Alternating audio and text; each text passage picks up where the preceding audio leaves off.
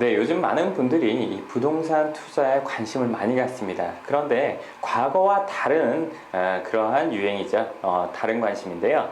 예를 들어서 예전에는 부동산을 하나를 사서 이게 오르기까지 기다렸다가 파서 시세 차익을 보는 그러한 투자를 주로 했죠. 근데 요즘에 신문이나 방송을 보시는 분들이라면 수익형 부동산이라는 얘기를 한두 번쯤은 들어보셨을 거예요. 그래서 수익형 부동산이라고 하면 매달 안정적으로 월세를 받기도 하면서 월세도 올라가고 전체적인 매매가도 올라가서 안정적인 수익뿐만 아니라 나중에는 내 자산 가치까지 상승할 수 있는 그런 부동산입니다.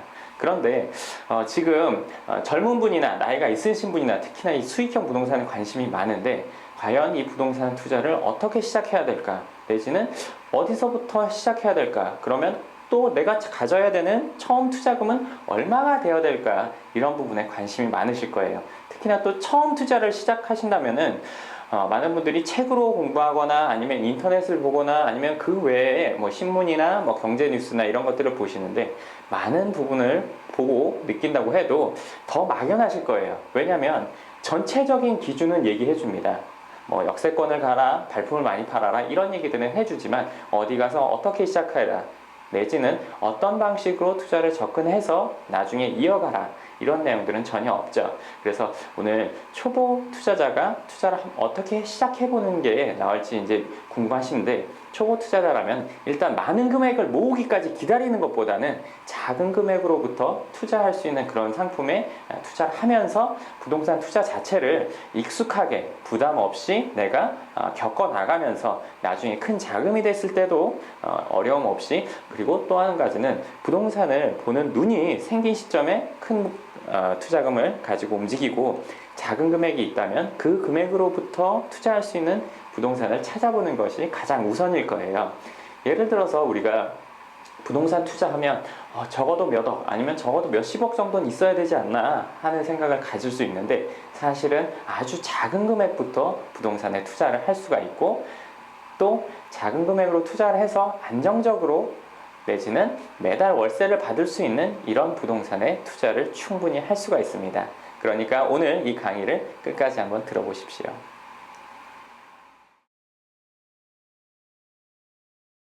네, 제가 방금 전에 얘기했듯이 부동산 투자를 내가 얼마까지 모아서 큰 금액을 모아서 그때 돼서 해야지 라고 생각하는 것보다는 일단 내가 운영할 수 있는 최소의 자금으로 투자할 수 있는 부동산을 찾는 것이 부동산 투자의 첫 시작이 될 것입니다.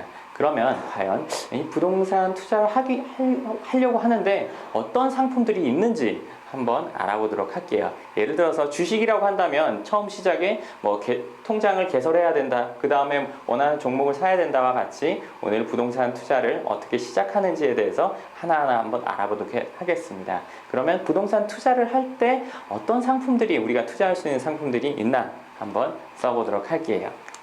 많은 분들이 이런 것들은 들어보셨을 거예요. 오피스텔이라든지 아니면 다세대라든지 아니면 다가구 상가, 빌딩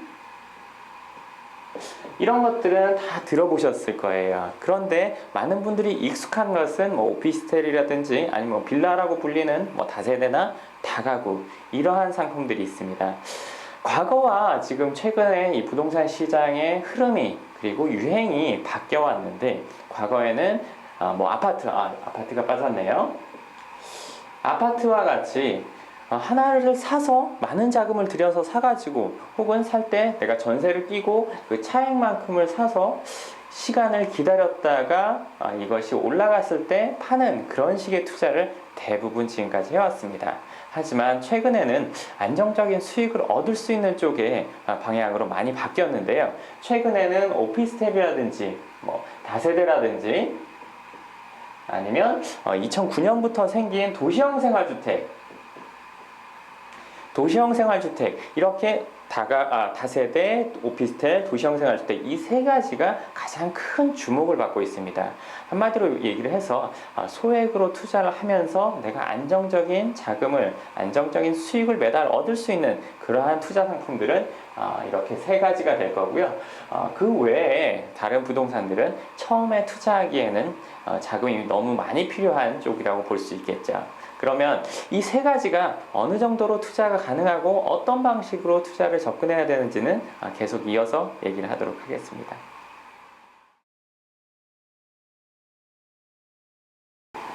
네, 방금 전에 제가 이제 소액으로 투자할 수 있는 부동산, 한마디로 사회초년생이라든지 아니면 직장생활 얼마 안 해서 투자금을 얼마 안 모은 분들이 투자할 수 있는 그러한 부동산, 그리고 투자를 해서 단순히 얼마를 주고 내가 사서 가지고 있어서 의미가 있는 게 아니라 가지고 있는 동안에도 매달 월세가 나오고 그 월세를 내가 받아보는 집주인의 느낌도 가질 수 있는 부동산에 대해서 얘기를 해드렸습니다. 그 첫 번째로 가장 많은 분들이 누구나 다 알고 있는 오피스텔, 그리고 2009년부터 생긴 이 도시형 생활주택, 그리고 우리가 흔히들 말하는 이 빌라라고 표현하는 것들 중에는 다세대와 다가구가 있는데, 그 차이를 말한다면 다세대는 오피스텔이나 도시형 생활주택과 같이 한 세대씩 나눠서 살 수 있다는 것, 그리고 다가구라는 것은 그 빌라에 많은 집들이 있어도 집주인 하나라는 것, 한마디로 다가구는 단독주택과 같아요. 그러니까 다가구는 건물 전체를 사야 돼서 비용이 많이 들어가니까 다세대는 한 세대씩 살 수 있는 그런 소액 투자가 되는 겁니다. 다시 한번 정리를 한다면 오피스텔, 그리고 도시형 생활주택, 다세대 주택, 이렇게 세 가지가 소액으로 투자를 할 수 있는 수익형 부동산이라고 볼 수 있겠죠. 그리고 이 도시형 생활주택 같은 경우에는 물론 구분하기가 좀 어려운 분들도 많으실 거예요. 근데 제가 오늘 간단히 설명을 드리고 짚고 넘어간다면 다세대 주택의 한 형태라고 보시면 돼요. 뭐 설명을 길게 하면 그러니까 짧게 한다면 다세대 주택과 도시형 생활주택은 간단하게 구분하려면 이 주차 대수가 적냐 많냐, 예를 들어서 도시형 생활주택은 30세대가 있어도 주차장이 10대만 있으면 돼요. 한마디로 국가에서 주차 대수를 확연하게 줄여줘서 1인 가구에 거주할 수 있는 공간을 많이 공급할 수 있게 해준 그런 주택 형태라고 볼 수 있겠죠. 다시 한번 말하자면 도시형 생활주택, 오피스텔, 다세대, 이렇게 세 가지를 소액으로 투자를 할 수가 있는데, 이런 것들도 사실은 전체적인 금액, 전체 매매 가격은 적지가 않습니다.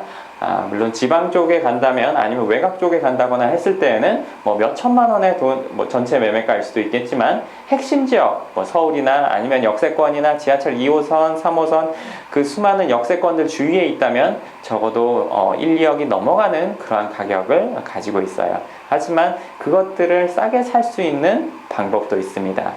투자금이 적게 들어가서 내가 내 소유로 만들 수 있는 방법도 있습니다. 그 방법에 대해서는 이어서 계속 말씀을 드리도록 하겠습니다.